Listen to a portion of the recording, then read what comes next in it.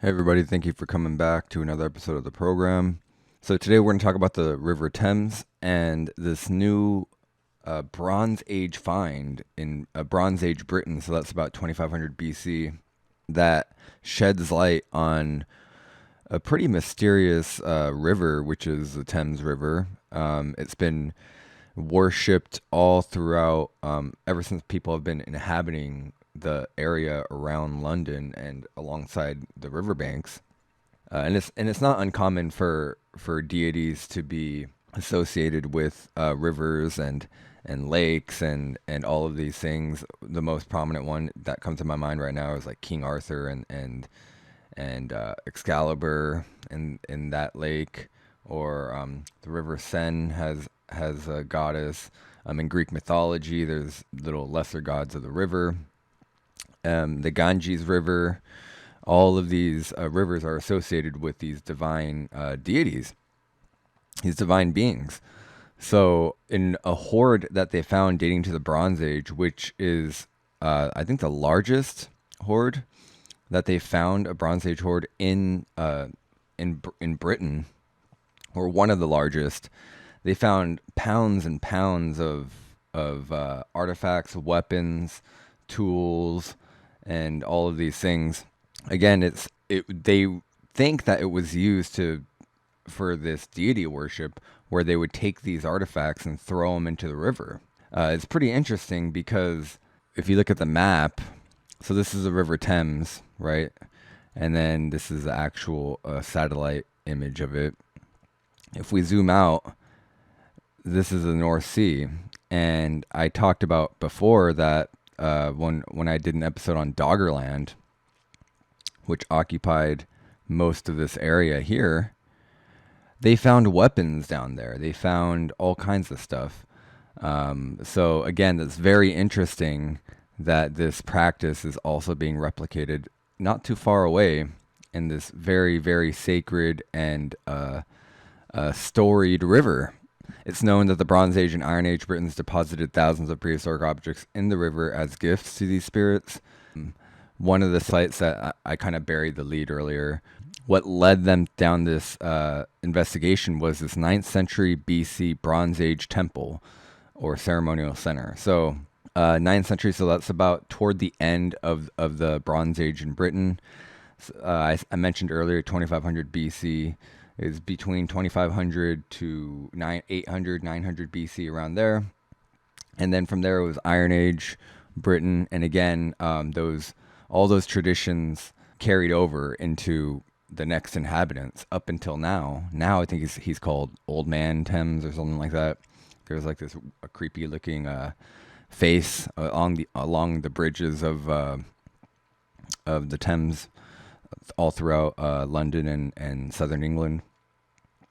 And then again, they along with this, they found these bronze artifacts I mentioned earlier. Why is this important? Well, one was the fact that this deity worship goes back all the way toward the Iron Age, or the Iron and Bronze Ages, and it's not a semi-recent thing. Secondly, it tells more about Bronze Age metalworking technology, how they were used, their role in this belief system of the time. Because again, the Bronze Ages, although we know that it existed, we have so many different tools and mines and all of these leftover remnants of that period. There's still a lot that we don't know.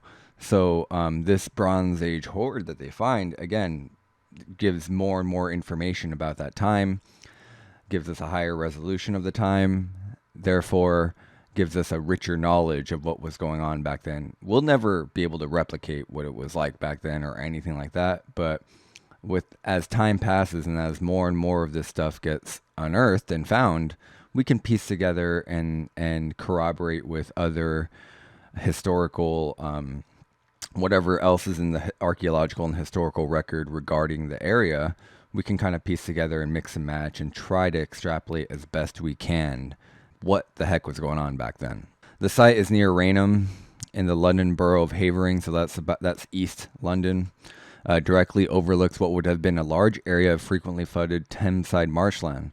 So again, I've mentioned this in a bunch of videos in the past. These sites aren't just haphazardly put there. They're there for a reason.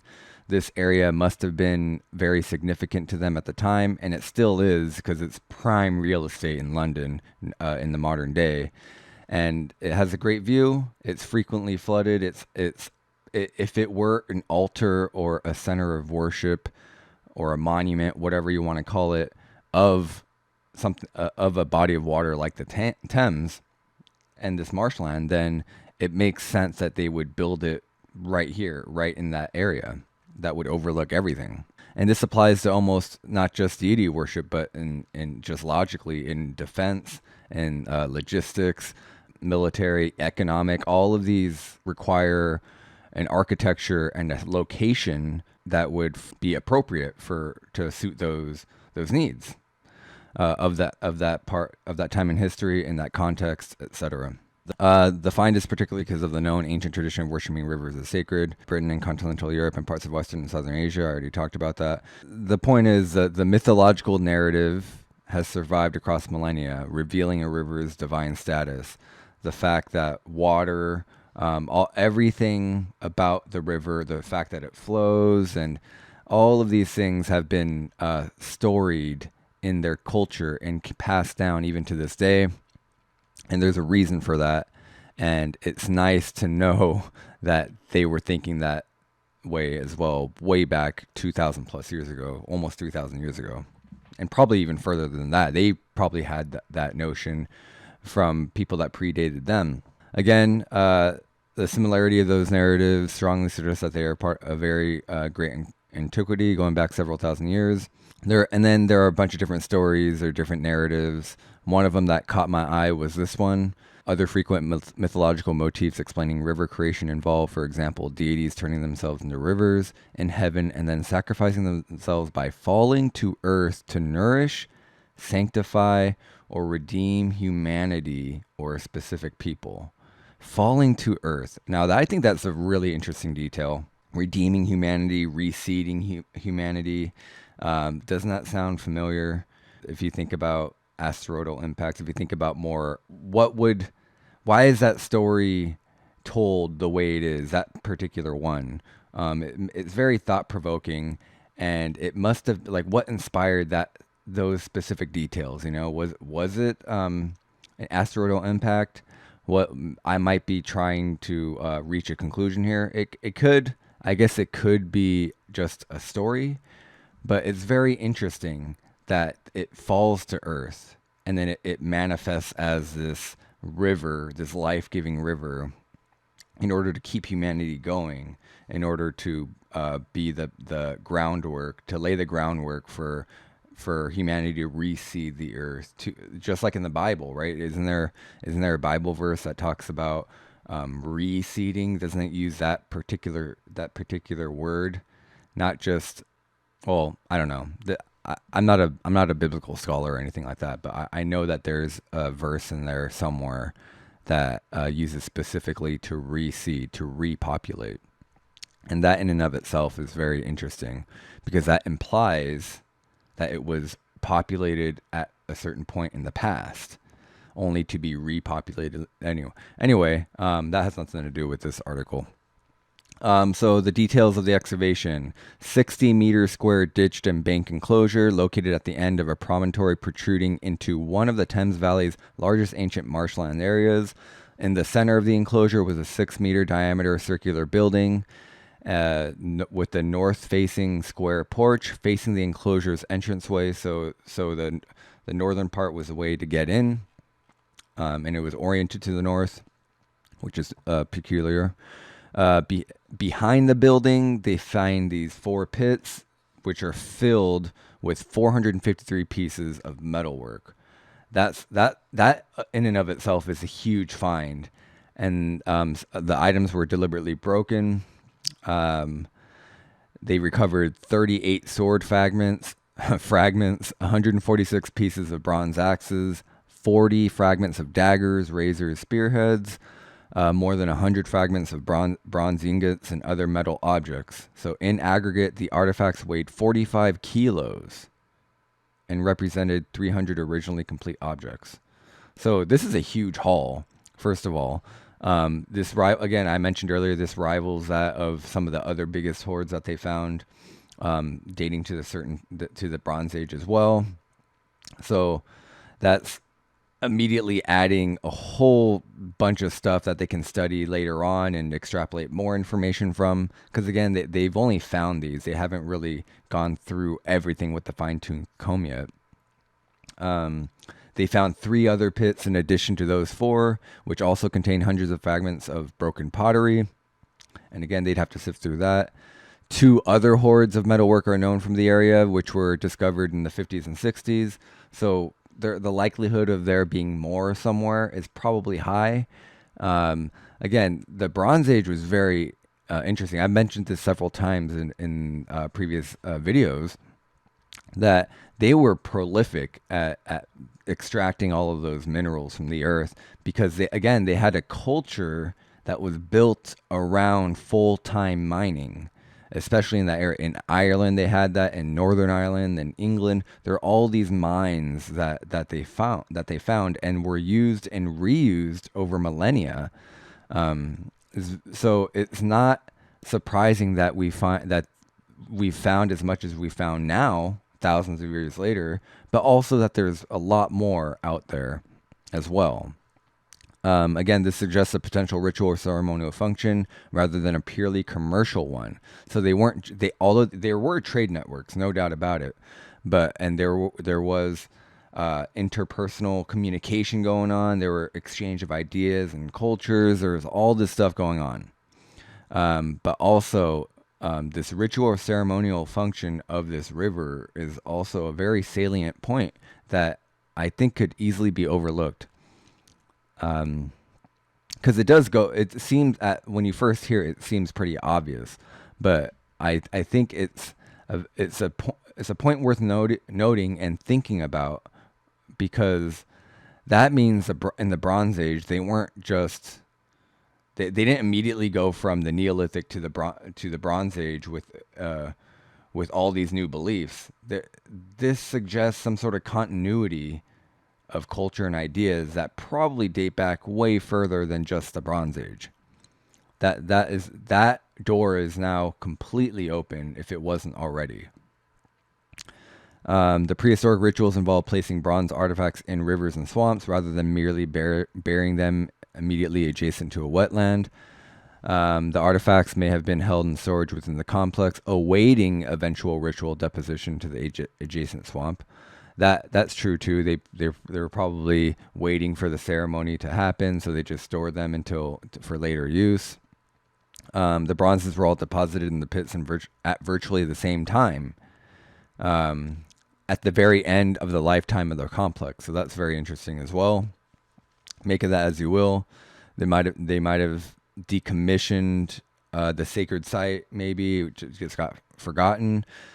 Again, the Romans didn't come until centuries after, so it might not have been the Romans who just put an end to it. That part is completely unknown, and it's just speculation otherwise. This raises a question as to the potential identity of a prehistoric Thames god or goddess. So again, if the complex was a ritual or ceremonial center involved in the veneration of water spirits, again, what I mentioned earlier, this suggests this continuity of prehistoric idea that the Thames was a god or the manifestation of a god or goddess, or that it has some sort of deity associated with it, that it was sacred and holy for some reason. The etymology is very interesting as well. So the oldest known name for London's river is a Temesa or Temesis in Latin. That name was certainly originally pre-Celtic and potentially even pre-Indo-European. It seems to be linked with an old European word meaning to flow. I've heard other things in Sanskrit. If you want to go down the Indo-European route, in Sanskrit, there's a word that's related to the Thames. That's a word for darkness. Proto-Slavic languages also have a similar word that also means dark or darkness. So old European, or whoever was occupying the area before the Celts got there, their word for it was to flow. I'm not sure exactly what came first, but it's all very interesting, and it's all again it all, no matter who came first or who named it what, it seems to trace back to even an ancient tradition, an ancient culture, an ancient idea that held this river sacred. It can potentially just be translated as the flowing one or simply the river. Its more specific original name is lost, submerged at some point far back in the stream of time. If there were people living around there, they probably gave it some special name. Because again, if you look at it, just from the, it's 215 miles, I think, or 250 kilos. I'm pretty sure it's miles. Yeah, it's miles. That, just looking at it from the satellite view, of course, anybody living there and who created settlements there would have held this river sacred, because again, it's a source of a lot of life. It's sustainability. It means you're allowed to grow as a human and develop in that time because of this river. And of course, it would be held divine in some way. So anyway, let me know what you guys think. I'm so sorry about the quality of this, guys. It's 2 a.m. here. I just didn't. This is my only day off. I didn't have time to record earlier in the day, so I'm doing it right before I go to sleep. So excuse me if I'm not as sharp as I usually am. I'll have this up and edited tomorrow. But I know I mentioned the podcast last episode. I'm in the middle of a pretty big transition of, like, you guys know what it's like, just moving. There's a lot of logistics, a lot of stuff to take care of. But when I do have my studio up and running, and I get moved in, and I get a couple of new pieces of equipment, I got some stuff that, like, if you guys have noticed, I don't have the snowball mic anymore. I have this XLR mic, which I think is the quality is much better than the snowball, which served its purpose. But I've got some other stuff that I want to install, and then I'll launch the podcast once I get all that stuff taken care of. And again, it'll be very similar to this, but also different as well. It'll probably be a lot longer. I'll be going over more. I'll be covering more stuff each episode. I might have co-hosts on here and there, and hopefully I can get guests. That would be the next step. So anyway, I just want all this information to get out there. There's so much stuff to cover, and I'm coming up on episode 200 too, which is very exciting as well. This is actually episode 199, so the next episode will be 200. And I can't believe I'm already at 200 episodes of this thing. I started last August, or last July, July 2018. Sorry, the one before last August, and it's been great. I think I'm pleased with the growth. I love all you guys. I love all the comments. You guys are very supportive. Again, anyway, if you guys have any comments or questions or whatever, be cool in the comments. Leave one. If there's something I missed, if there's anything at all about the River Thames that I didn't mention, which I'm sure there's a ton of stuff, please, by all means, put it in there. If there are any other rivers or lakes, waterfalls, whatever that have some interesting story or divinity to them, let me know. Share it with us in the comments, and I'll talk to you guys later.